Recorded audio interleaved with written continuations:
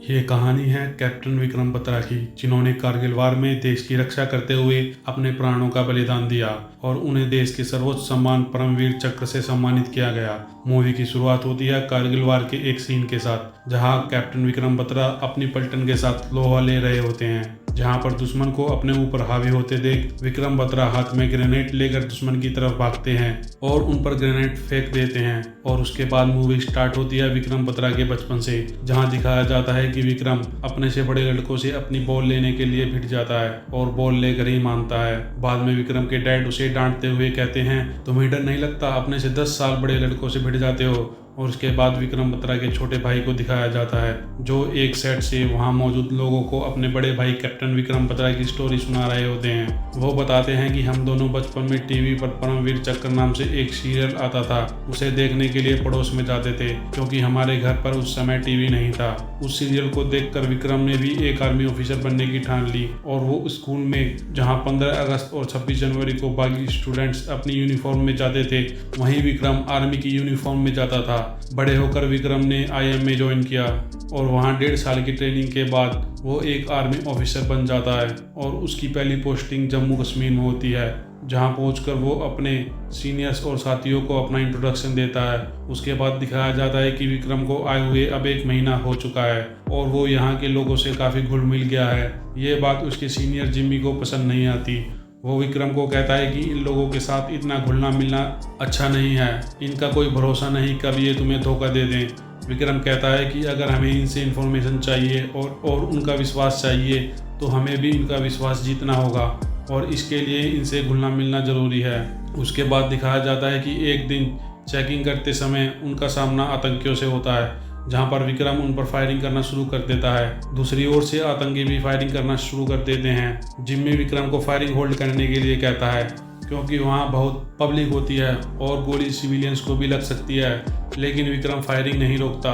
वो उन आतंकियों से भिड़ जाता है और इस बीच वो जिम्मी को भी एक आतंकी की गोली लगने से बचा लेता है और उनमें से एक आतंकी को जिंदा पकड़ लिया जाता है और बाकी वहीं पर मारे जाते हैं। उसके बाद जिम्मी विक्रम पर उसका ऑर्डर ना फॉलो करने के लिए गुस्सा करता है और इसके बाद वो बेस पर आते हैं, जहां पर बाकी जवान विक्रम की तारीफ कर रहे होते हैं उन आतंकवादियों को मारने के लिए। तभी वहां जिम्मी आता है और वो विक्रम को उसकी जान बचाने के लिए थैंक्स बोलता है। और अब विक्रम को एक चिट्ठी मिलती है जो उसकी गर्लफ्रेंड डिम्पल की होती है।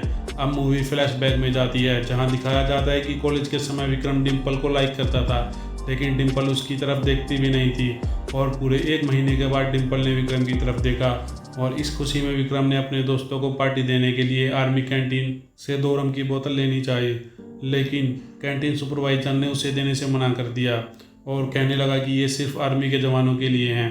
तभी विक्रम कहता है कि अब वो आर्मी ऑफिसर बनने के बाद ही बोतल को हाथ लगाएगा।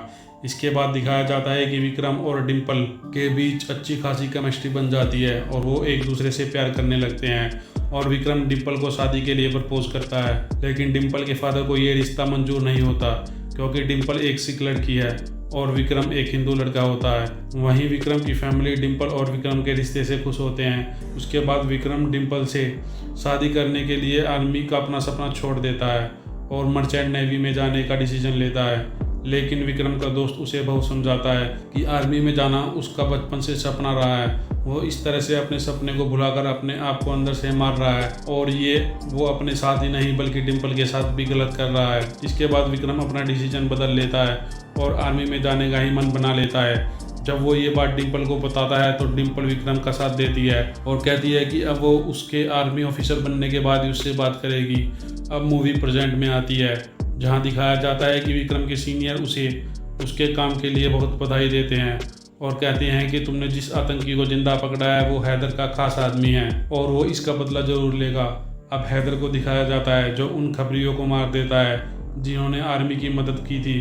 तभी वहाँ पर लेफ्टिनेंट कर्नल आते हैं जो विक्रम को उसके काम के लिए बधाई देते हैं और बताते हैं कि इन खबरियों को हैदर ने ही मारा है। उसके बाद दिखाया जाता है कि नाइट पेट्रोलिंग के दौरान विक्रम अपने जूनियर साथी बंसीलाल के साथ घूम रहा होता है। तभी उन्हें एक आदमी मिलता है जिसका नाम गफूर होता है। वो विक्रम से मदद मांगता है और विक्रम को अपने बेटे से मिलवाता है, जिसे मिलिटेंट अपने साथ बहला फुसला कर ले गए थे। अब उसका बेटा वापस आना चाहता है। विक्रम उसके बेटे को कहता है कि अभी वो उन्हीं के साथ रहे और उसे कुछ इन्फॉर्मेशन दे ताकि सही समय आने पर वो उसके बेटे को वहाँ से निकाल सके। उसके बाद दिखाया जाता है कि एक दिन विक्रम बत्रा और उनकी टीम पर बहुत सारे आतंकी हमला कर देते हैं और इसी बीच विक्रम के साथी बंसीलाल को सिर में गोली लगती है, जिससे वो शहीद हो जाता है और उसके साथ और बहुत सारे जवान भी शहीद हो जाते हैं। और विक्रम को इस बात का बहुत दुख होता है कि वो अपने साथी को बचा नहीं पाया और वो कसम खाता है कि अब वो अपनी टीम के किसी भी साथी को मरने नहीं देगा। और फिर विक्रम गफूर के बेटे से हैदर की लोकेशन पूछता है और अपने सीनियर को हैदर की लोकेशन बताता है, जहां पर लेफ्टिनेंट कर्नल विक्रम को कहते हैं कि ये इन्फॉर्मेशन तुम लेकर आए हो, इसलिए ये हैदर को पकड़ने का ऑपरेशन भी तुमको ही लीड करना होगा। और फिर विक्रम अपनी टीम के साथ हैदर की लोकेशन पर पहुंचता है और उसे मार देता है। उसके इस काम से सभी आर्मी ऑफिसर और जवान बहुत खुश होते हैं और उसे बधाई देते हैं। और अब विक्रम छुट्टी लेके अपने घर जाता है और दिखाया जाता है कि पाकिस्तान आर्मी के जवान सर्दियों के समय हमारी सीमा में घुस जाते हैं और हमारी खाली पड़ी पोस्टों पर कब्जा कर लेते हैं। और वही विक्रम भी घर आ चुका है और अपने घर वालों और डिम्पल के साथ काफ़ी टाइम स्पेंड करता है, जहां न्यूज़ में उसे पता चलता है कि पाकिस्तानी आर्मी के जवान हमारी खाली पड़ी पोस्टों पर धोखे से कब्जा कर चुके हैं और पेट्रोलिंग के लिए गई हमारी जवानों की टीम को उन्होंने मार दिया है। उसके बाद विक्रम अपनी बची हुई छुट्टियों को कैंसिल करा लेता है और बेस पर पहुंचता है, जहां पर अचानक से हमला शुरू हो जाता है, जिसमें विक्रम के सीनियर मेजर अजय सिंह शहीद हो जाते हैं और उनके साथ बहुत सारे जवान भी शहीद हो जाते हैं, जिससे सभी बहुत दुखी होते हैं। और तभी वहाँ पर लेफ्टिनेंट कर्नल आते हैं और वो विक्रम और जिम्मी को कहते हैं कि हम रेडियो पर एक दूसरे को नाम से नहीं कोड से बुलाएंगे और विक्रम को कोड दिया जाता है शेरशाह। इसके बाद लेफ्टिनेंट कर्नल विक्रम और जिम्मी की दो टीम बनाकर उन्हें दुश्मन की पोस्ट पर दोनों तरफ से हमला करने के लिए भेज देते हैं, जिसमें विक्रम और उसकी टीम पाकिस्तानी आर्मी के बंकरों को उड़ा देती है और सभी को मारकर अपनी पोस्ट वापस ले लेती है। उसके बाद विक्रम बत्रा को प्रमोट किया जाता है और उन्हें कैप्टन बना दिया जाता है, जिसके बाद उन्हें कारगिल वार को छोड़कर दूसरी जगह पोस्टिंग दी जाती है। लेकिन कैप्टन विक्रम बत्रा दूसरी पोस्टिंग लेने से मना कर देते हैं और कारगिल वार में .487 की पोस्ट पर उन्हें भेजने के लिए कहते हैं, जिस पर अभी भी पाकिस्तानियों का कब्जा होता है। .487 बहुत ही अहम होती है, अगर वो इंडियन आर्मी के कब्जे में आ जाए तो ये कारगिल वार ही खत्म हो जाएगा। कैप्टन विक्रम बत्रा उस पोस्ट पर उसे भेजने के लिए लेफ्टिनेंट कर्नल से काफ़ी रिक्वेस्ट करता है, जिसके बाद लेफ्टिनेंट कर्नल उसकी बात मान लेते हैं और उसे .487 पर भेजने के लिए तैयार हो जाते हैं। कैप्टन विक्रम बत्रा और उनकी टीम को .487 पर दुश्मन की 3 पोस्टों की ही जानकारी होती है। जब वो उन तीनों पोस्टों पर अपना कब्जा कर लेते हैं तभी उन पर फायरिंग स्टार्ट हो जाती है और उन्हें पता चलता है कि यहाँ 3 नहीं 4 पोस्ट हैं और विक्रम बत्रा की टीम के काफ़ी सोल्जर्स मारे जाते हैं। तभी लेफ्टिनेंट कर्नल उन्हें रेडियो पर बताते हैं कि अगले 15 मिनट में पाकिस्तानी आर्मी के और जवान वहाँ पर पहुँच रहे हैं। अगर हमने 15 मिनट में उस पोस्ट पर कब्जा नहीं किया तो उनकी सारी मेहनत बेकार जाएगी।